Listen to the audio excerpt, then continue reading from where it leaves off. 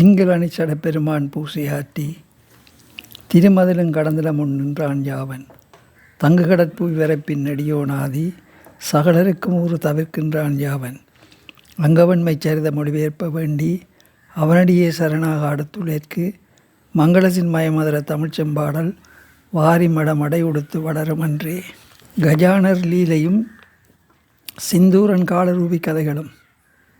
முன்னொரு சமயம் சத்தியலோகத்தில் பிரம்மதேவன் கொட்டாய் விட்டபோது அதிலிருந்து அரக்கன் ஒருவன் தோன்றினான். உடனே மூலகங்களிலும் இரத்தமழை பொழிந்தது. அந்த அசுரன் செம்பரத்தம் பூவை போன்ற ரத்தோடும் 10 திசைகளிலும் சென்று பரிமளிக்கக்கூடிய இயற்கை மனத்தோடும் மலை போன்ற உடம்போடும் மன்மதனை போன்ற அழகோடும் 10 தலைகளோடும் விளங்கினான். அவனை பார்த்து பிரம்மா நீ யார் என்று கேட்டார். அதற்கு அந்த அரக்கன் நீங்கள் கொட்டாவி விட்ட போது அதிலிருந்து நான் உற்பத்தி ஆனேன், ஆகையால் நான் தங்கள் மகனாவேன். அது தங்களுக்கே தெரிந்திருக்க வேண்டும். இனி எனக்கு ஒரு பெயரும் நான் தங்கி வசிப்பதற்குரிய இடமும் நீங்கள் தான் கொடுக்க வேண்டும் என்று கேட்டான். பிரம்மா உடனே பயமும் புத்திரபாசமும் ஒருங்கே அடைந்து மகனே நீ சிந்தூரனத்தினாக இருப்பதால் உனக்கு சிந்தூரன் என்ற பெயர் வழங்கப்படும். நீ மூலகங்களிலும் சென்று பார்த்து உனக்கு விருப்பமான இடத்தில் வசிப்பாயாக. உலகம் முழுவதும் முன்வசமாக மாறி விஷ்ணு முதலிய தேவர்களாலும் உனக்கு எந்தவித இடையூறும் நேரிடாதபடி விளங்குவாயாக. தேவர்களின் ஆயுதங்களாலும் உனக்கு மரணம் நேரிடாது. நீ கோபத்தினால் எவரொருவரின் உடலை அணைத்து தழுவுகிறாயோ அப்போதே அந்த உடல் சாம்பலாகிவிடும். அனைத்தும் நான் புத்திர பிரியமையால் உனக்கு கொடுத்த வரமாக ஏற்றுக்கொள் என்று பிரம்மதேவன் கூறினார். சிந்தூரன் பெருமகிழ்ச்சி கொண்டு தந்தையே தவந்தான தர்மம் ஞானம் விரதம் முதலான எதுவுமற்ற எனக்கு இத்தகைய மேலான வரங்கள் எளிதில் கொடுத்து விட்டீர்களே, என் பாக்கியமே பாக்கியம் என்று கூறி அவரிடம் விடைபெற்று பூவுலகத்தை நோக்கி சென்றான். அப்போது தந்தை தனக்கு கொடுத்தருளிய வரங்கள் அனைத்தும் பொய்யோ மெய்யோ என்ற சந்தேகம் அவனுக்கு திடீரென உண்டாயிற்று. அதனால் அவற்றை சோதித்து பார்க்க நினைத்து மீண்டும் தன் தந்தைக்கு இருக்கும் சத்தியலோகத்திற்கு அவன் திரும்பி வந்தான். 7 கடல்களும் உலகங்களும் நடுநங்கடையும் என ஆரவாரம் செய்தபடியே அவன் பிரம்மதேவனிடம் வந்து அவர் உடலையே தன் கைகளால் கட்டி தழுவ முயன்றான். அதை பார்த்த பிரம்மதேவன் அஞ்சி நடுங்கியவராய், அட அறிவிலியே, நீ இப்பேற்பட்ட அயோக்கியன் என்று அறியாமல் புத்திரபாசம் மேலிட்டதால் அநேக வரங்களை உனக்கு கொடுத்து விட்டேனே. அப்படி கொடுத்த என்னையே உன் கைகளால் கட்டி தழுவி கொள்ள வந்த விட்டாயே. இந்த பாவம் முன்னே சும்மா விடக்கூடாது. உனக்கு விரைவிலேயே அழிவு காலம் வரப்போகிறது. உன்னை கொன்று அழிக்க விநாயகமூர்த்தியை அவதாரம் செய்யவர் என்று சபித்தார். அதை கேட்ட சிந்தூரன் பெருஞ்சினம் பொங்க மறுபடியும் ஒரு முறை ஆணவத்தோடு இழி என்று சிரித்துவிட்டு அவரை கட்டி தழுவ கைகளை விரித்தான். அதை கண்டு பிரம்மா அஞ்சி நடுங்கி அவ்விடத்திலே இருந்து ஓடி சென்று வைகுந்தத்தை அடைந்தார். அங்கு ஆதிசேஷன் மீது பள்ளி கொண்டிருக்கும் பரந்தாமனின் பாதக்கமலங்களில் கண்ணீர் சொர்ந்தபடியே விழுந்து சரணடைந்தார். பிறகு தமக்கு தம் புத்திரனால் ஏற்பட்டிருக்கும் பாய நிலைமை எடுத்து சொல்லி, பரமாத்மாவே, அந்த பாதகன் எதிரே நிற்க பயந்து ஓடி வந்து தங்களிடம் தஞ்சம் புகுந்திருக்கிறேன். தாங்கள் அந்த துஷ்டனை எப்படியாவது கொன்றொழித்து என்னை காப்பாற்ற வேண்டும் என்று இறங்கினார். பிரம்மதேவா, என்ன காரியம் செய்து விட்டாய்? சிறிதேனும் அவனது குணங்களை ஆராய்ந்து பார்க்காமல் அதிவல்லமையான வரங்களை கொடுத்து விட்டாயே. இதனால் தேவர்கள் அனைவருமே எல்லாவா கேடும் உண்டு விட்டது. வேதாகம நெறிகள் எல்லாம் குலையும்படி நேர்ந்து விட்டது. இதற்கு ஒரு வழி செய்ய சம்ஹாரமூர்த்தியான சிவசங்கரரை தவிர வேறு யாராலுமே முடியாது என்று மகாவிஷ்ணு கூறிக்கொண்டிருக்கும் போது தன் தந்தையை தேடியபடியே சிந்தூரன் அங்கு பாய்ந்து வந்தான். மகா மாயாவியான திருமாலோடு தன் தந்தை கூடி பேசுவதைக் கண்டு அவனுக்கு ஆத்திரம் பன்மடங்கு அதிகரித்தது. அவன் திருமாலை நோக்கி, ஓ மாயாஜால கடவுளே, என்னோடு யுத்தம் செய்யவா? மரத்தால் உன்னை தஞ்சமடைந்திருக்கும் என் தந்தையையும் நொடிப்பொழுதில் சாம்பலாக்கி ஊதி விடுவேன் என்றான். அதை கேட்டதும் விஷ்ணுவும் மனதுக்கு நடுக்கம் ஏற்பட்டாலும் அதை வெளியில் காட்டிக்கொள்ளாமல் தந்திரமாகவும் நயமாகவும் சிந்தூரனை நோக்கி, சிந்தூரனே, நீயோ சுத்த வீரன். உன்னுடன் யுத்தம் செய்ய வருபவர்கள் உனக்கு சமமான வீரத்துடன் இருந்தால்தான் உனக்கு புகழும் பொருத்தமும் உண்டாகும். ஆனால் அதுக்கு தகுந்தவர்கள் நானோ பிரம்மதேவனோ ஆக முடியாது. நானோ கேவலம் ஒரு சின்ன ஆளிலையிலே ஒண்டி கொண்டிருக்கும் எளியன். மேலும் சாத்விய குணத்தால் காவல் தொழில் புரியும் பரமசாது. இந்த பிரம்மதேவனோ வண்டு ஏறினாலும் தாங்காமல் தத்தளிக்கக்கூடிய ஒரு தாமரை பூவில் குடியேறி இருக்கும் அப்பாவி. மேலும் சாத்திரங்களை கூறி உலகங்களை உற்பத்தி செய்யும் ஒரே தொழிலை தவிர வேறு எதுவுமே தெரியாதவன். இவ்வளவு மெல்லியவர்களான மங்களோடு மகாபலசாலியான நீ யுத்தம் செய்ய விரும்புவது பொருத்தமா? ஆனால் உனக்கு சமமான வீரர் ஒருவர் இருக்கிறார். அவர்தான் சம்காரமூர்த்தியான சிவபெருமான். அவர் குடியிருப்பதோ கைலமலை. அவர் கையில் வில்லாக வளைத்து பிடித்திருப்பதோ மாமயிறு என்ற மற்றொரு மலை. அவர் பற்றிய மனையாளோ மலையரசனின் மாபெரும் செல்லி. அத்தகைய பலசாலியான மகேஸ்வரனோடு யுத்தம் செய்து உன் பராக்கிரமங்களை காட்டினால் உனக்கு புகழும் கீர்த்தியும் உண்டாகும் என்றார். அவற்றை கேட்டதும் சிந்தூரன் அவர்களை அப்படியே விட்டு அகம்பாவத்தோடும் யுத்த வரியோடும் குதித்து கைலேயத்தை நோக்கி ஆரவாரித்து அட்டகாசங்களோடு பாய்ந்து சென்றான். அப்போது சிவபெருமான் நிஷ்டையில் இருந்ததால் அவன் அங்கு வந்ததை அறியவில்லை. அவர் அருகில் இருந்த சிவகணங்கள் சிலர் சிந்தூரனை பார்த்தவுடனே பயந்து நடுங்கினார்கள். சிலர் மறைவிடங்களில் ஓடி பதுங்கினார்கள். சிவபிரானுக்கு அருகில் இருந்த பார்வதி தேவியும் அவனை கண்டு பயந்து ஒடுங்கியவராக தன் நாதனை இன்னும் நெருங்கினாள்.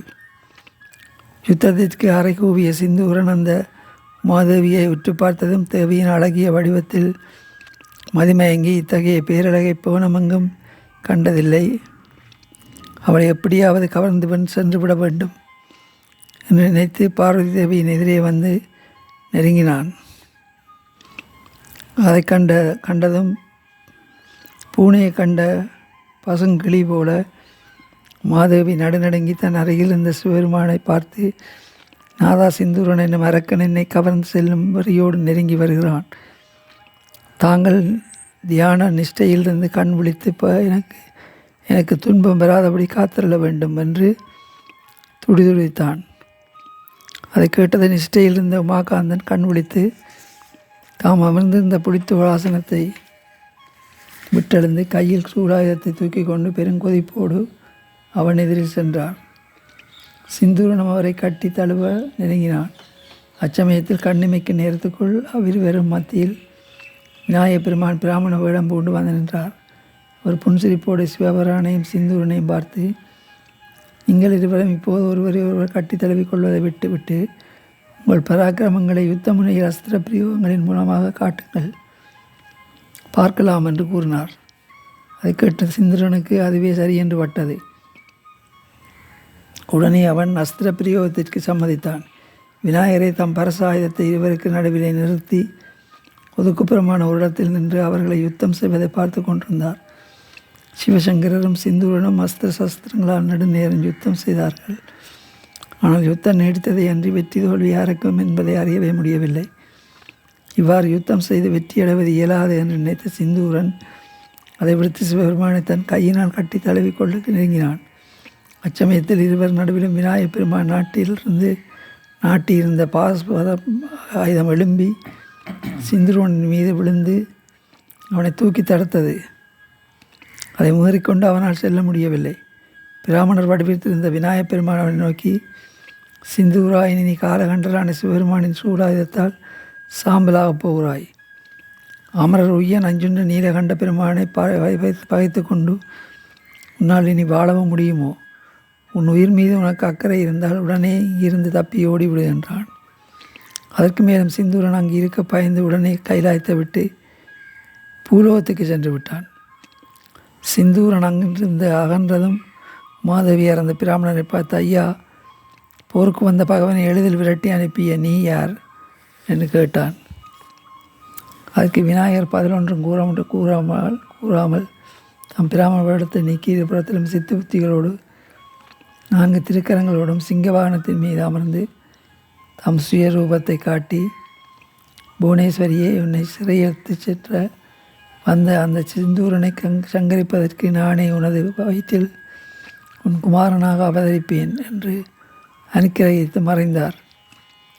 மாதவி உள்ளம் மகிழ்ந்தாள். பூலோகத்தை வந்தடைந்த சிந்தூரனோ தன் கைகளால் இதையும் சாம்பலாக்கக்கூடிய வரம் பெற்ற வலிமையினால் வெறிகொண்டு தன் கண் முன்னால் எதிர்ப்படும் நாடு நகரங்கள் காடு மலைகள் மாவீரர் தவசீலர்கள் முதலான பலவற்றையும் தன் கைகளினால் கட்டி தழுவி அனைத்தையும் சாம்பலாக்கினான். அவன் செல்லும் திசைகளெல்லாம் அவனது கைப்பட்டு சாம்பலாகின. இதனால் வேத ஒழுக்கங்களை தான தர்மங்களை யாகங்கள் முதலியவைகள் எல்லாம் செய்வாரின்றி தெய்வேந்திரன் முதலியவற்றர்களுக்கு அவிர்ப்பாகம் கிடைக்காமல் மிகுந்த பசியினால் வாடினார்கள். இவ்வாறு பூவுலகத்தையும் பாழ்படுத்திவிட்டு சிந்தூரன் வானுலகத்தையும் அழிக்க வந்து சுதந்தான். அதை கண்ட இந்திராதி தேவர்கள் பயந்து பிரம்மதேவனிடத்தில் விரைந்தோடி முறையிட்டார்கள். பிரம்மாவும் மலங்கலங்கினார். பிறகு எல்லோருமாக சேர்ந்து விநாயகமூர்த்தியை பலவாறாகவும் துதித்து வேண்டினார்கள். கணேசனும் அவர்கள் முன்னிலை பிரதிட்சமாகி அவர்களுக்கு அபயம் அளிப்பதாக அனுக்கிரகித்து மறந்தார்.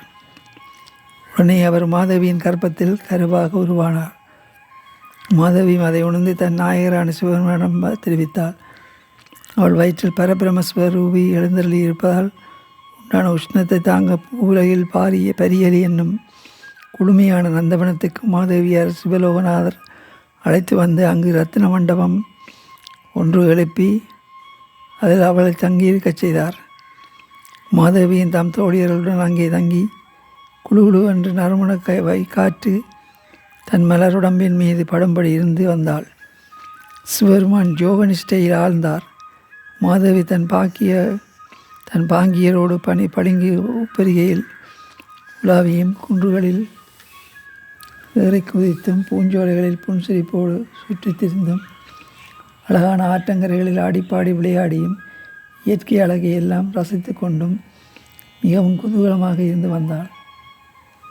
இப்படி இருக்கும்போது ஒரு நாள் சிவபெருமானின் பக்தனாகிய கஜமுகாசுரன் என்பவன் அங்கு வந்தான். அந்த கஜமுகாசுரனின் கதையை சொல்லுகிறேன், கேளுங்கள். திங்களனை சிறப்பெருமான் பூசியாற்றி திருமதிலும் கடந்திலும் நின்றான் யாவன். தங்கு கடற்பு பிறப்பின் நடியோனாதி சகலருக்கும் ஊறு தவிர்க்கின்றான் யாவன். அங்கவன் மெச்சரித மொழிபெயர்ப்ப வேண்டி அவனடியே சரணாக அடுத்துள்ளிற்கு மங்களசின் மயமதுர தமிழ்ச்செம்பாடல் வாரிமட மடை உடுத்து வளரும் அன்றே.